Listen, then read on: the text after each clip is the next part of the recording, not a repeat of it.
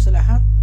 And sa araw na to, nais kong batiin ang aking isa sa pinakamamahal sa mundo ng YT.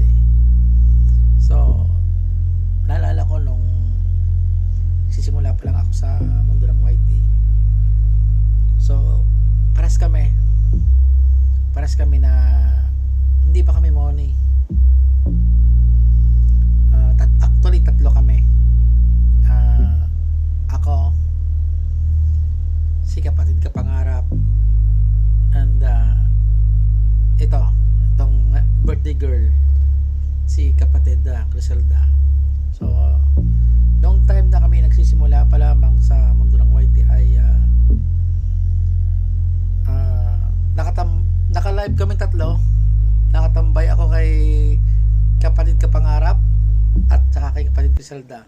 Siya naman nakatambay din sa akin. So ganoon ang style namin hanggang sa kami na money. So ganoon yung aming pagkakaibigan. And of course andun si best friend Charlie. So kaming apat nagsisimula kami. That time si Charlie ay money na. Nagsisimula kami noon, and mula noon hanggang ngayon ay naging kaibigan ko siya. And maraming mga pinagdaanan sa mundo ng YT. And isa lang yung aking nasasabi. Bilang kaibigan ay laging naandyan siya.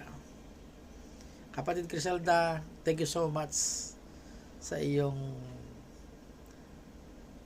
pakikinig palagi sa akin. Alam mo naman, pag time na ako ay dapang-dapa na and wala akong ibang maladramahan kundi ikaw. Si kapatid kapangarap busy lagi, kaya ikaw lagi yung aking nahihingahan.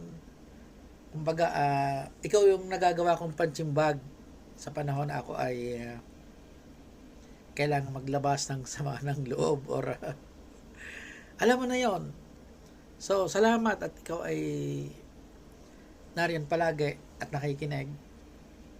And bagamat sa tagal na rin ang ating pagkakaibigan, hindi pa tayo nagkikita. So sana dumating yung time na magkita pa rin tayo sa Pilipinas or saan mang bansa. Basta hinahangad ko na tayo magkita.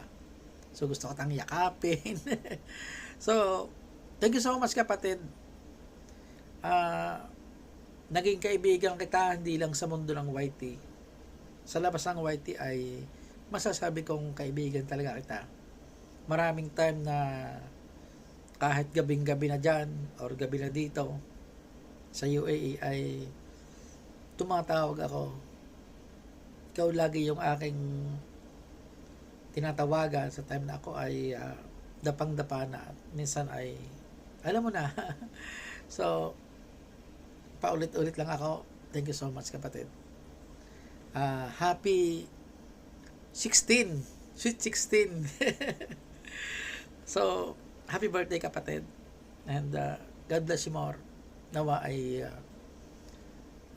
biyayaan ka pa ng marami pang kaarawan. So nagulat ako nung sinabi mo sa akin yung edad mo. Sabi ko nga sa'yo, hindi ako naniniwala.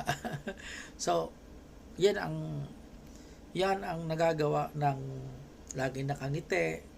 Masayahin ba? And